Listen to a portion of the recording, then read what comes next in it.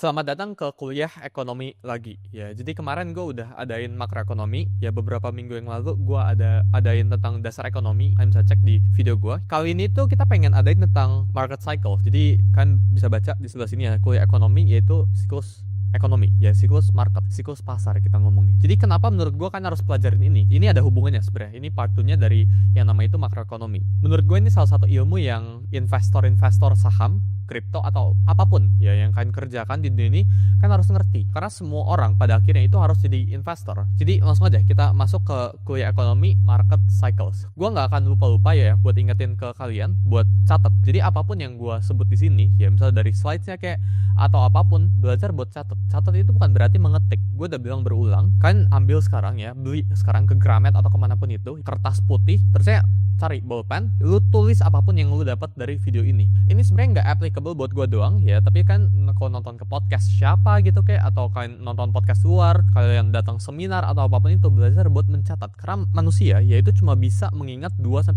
hal dalam waktu yang sama. Jadi belajar buat mencatat apapun yang gue sebut di sini, catat, karena nggak ada ruginya juga buat kalian. Jadi apa itu market cycle ya? Ini fluktuasi ya yang terjadi secara berulang ya, atau pattern ya, kita ngomongnya pola ya, historis yang terjadi secara berulang, makanya kita sebutnya sebagai siklus dalam pasar keuangan ya. Biasanya itu market cycle ya, ini mulai sekarang kita sebutnya sebagai market cycle aja ya. Market cycle itu terjadi dalam fase-fase ya. Jadi ada fase, kalau misal ya di financial market itu ada fase bullish, ada fase bearish gitu, ada fase sideways,